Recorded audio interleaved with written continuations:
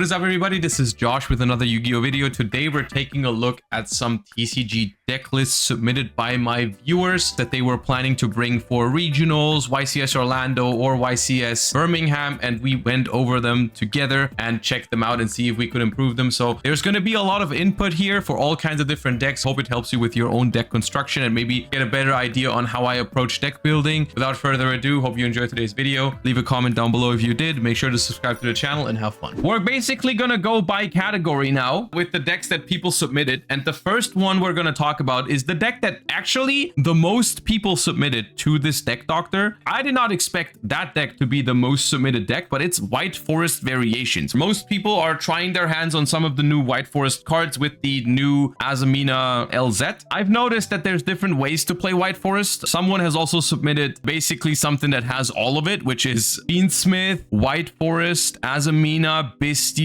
They called it 2025 file, which is fair enough. But there's also people that have been a little more decisive in what they would cut. So we've got a submission here of just White Forest, Azamina, Fiendsmith. We've got two Toy Box variations, another Azamina, Fiendsmith, and another White Forest, Azamina, Fiendsmith. And I gave them the opportunity to put some text input on certain things they're thinking about or certain stuff they are not sure about. Things I'm not sure about: 1 LZ or 2 LZ, the new level 2. I've always searched and looped her in the deck afterwards, so I don't know if you really need 2 or if 1 is enough. I think that's the annoying part about the new LZ card. It's a really, really powerful card, but it does not do anything on its own, which in modern Yu-Gi-Oh is not necessarily something that completely ruins a card, but it does make cards significantly better, of course, if they can at least achieve something on their own, which I think is one of the biggest downsides of the White Forest archetype in general. It's a deck that inherently consists of a lot of 2-card combos, which are pretty powerful, but also a little risky. When every other deck basically plays easy 1-card combos right now, like you look at Maliss, you look at Ryzeal, like the decks you're competing with, Fiendsmith as well, every single one of those decks will play very efficiently with just 1 card, and you are just trying to compete with something that basically can't really put anything together with just 1 copy of a card. I'm pretty sure that's one of the main problems of White Forest, which, by the way, does not mean that they need to make White Forest better. They should probably tone down the power of 1-card combos in general, but that's a different topic. So one thing I really like about the combination of White Forest and Fiendsmith in particular is the fact that you now finally have a deck that does not really mind drawing Fiendsmith in Paradise, because you can actually just send it for your White Forest cards. That is something I really enjoy. So yeah, I'm looking at this and I'm like, all right, you've got a decent amount of non-engine space. This goes for both of these lists, by the way. These two lists are, I think, even though not entirely the same, they are rather similar in terms of the concept. So we can just talk about these two White Forest, Azamina, Fiendsmith together. I think with this sort of deck, it is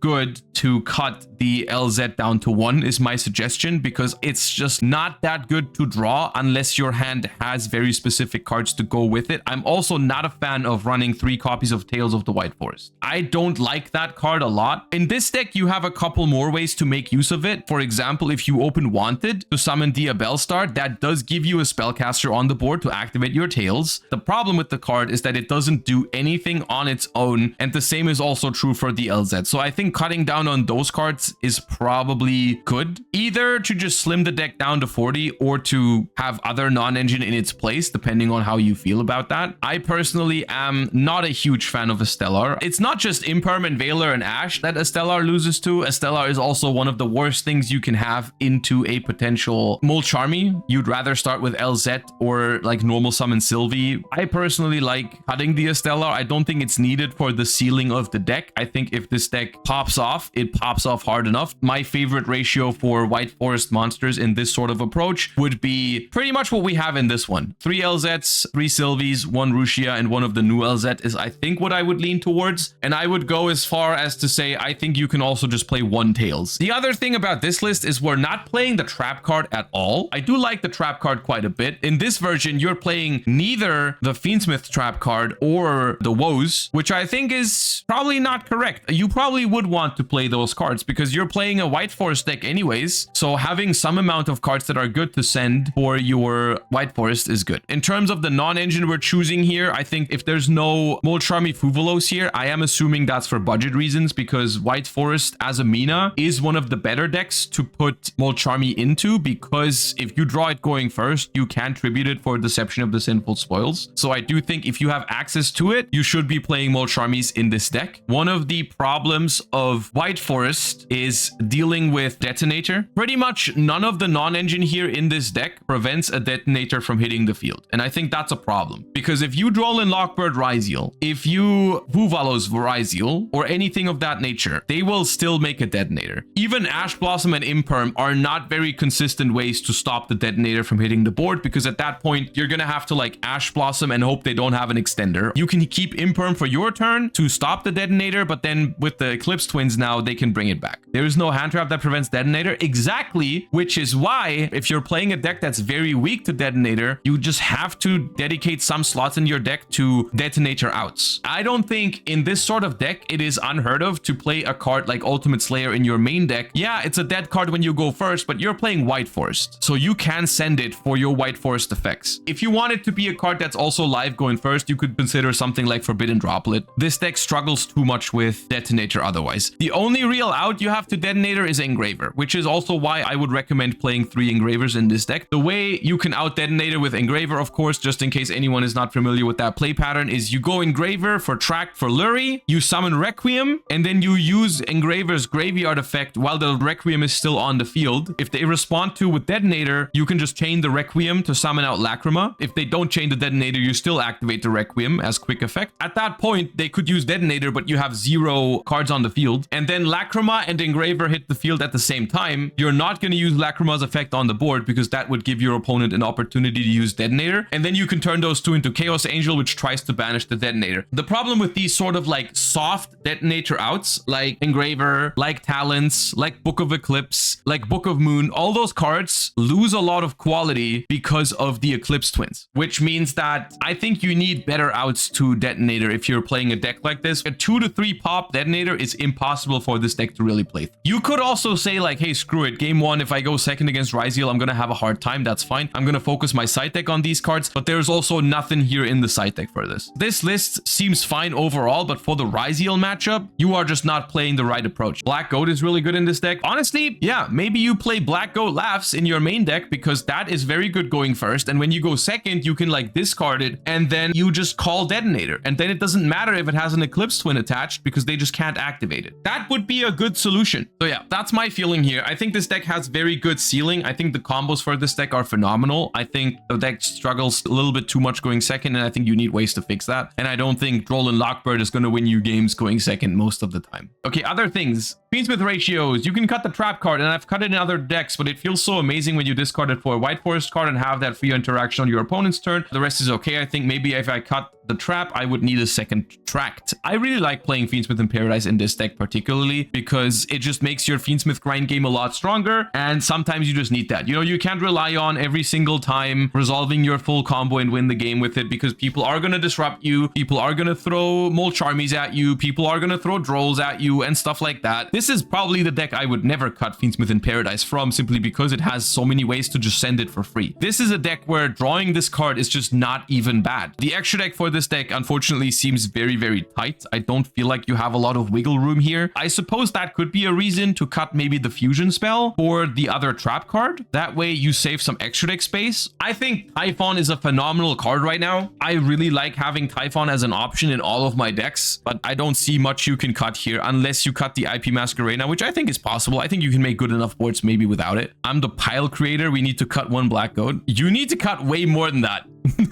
There's 3 Sinful Spoils of Subversion in your deck, all right? Ain't no way. White Forest Toy Box, I think, is a decent alternative to the Fiendsmith version of this deck. If you directly compare Toy Box to Fiendsmith for this deck, they have their pros and cons, but overall, Fiendsmith is going to do more for this deck than Toy Box. So it is better if you have access to the cards. There's a few things that Toy Box does that Fiendsmith does not actually offer for this deck. For example, if you ever draw a toy box, you never have to worry about your fodder for your White Forest monsters, which feels really nice. You get a lot of free sends off of a single toy box and a lot of extenders as well. The advantage of the Fiendsmith engine over the toy box engine is that they offer you a play independently of each other. Let's say you open Sylvie plus toy box. Those two plays, they depend on each other. If your Sylvie does not resolve, your toy box doesn't do anything. If you draw Fiendsmith plus Sylvie, those are two individual plays that you can commit after each other. You can decide, like, which one do I want to do first? Which one do I care more about resolving? Which one do I want to push through? And so that's why I think the Fiendsmith engine, even though it's less synergistic, it is less of a liability like the toy box cards. But still, I do think the toy box cards are incredibly powerful in White Forest. If it wasn't for space reasons, you would probably play it in multiple versions of the deck. There's one thing that I'm noticing immediately that I don't think should be in here, which is the Azarun statue. That seems win more to me. I feel like if this deck plays, it wins. I also don't think you need 3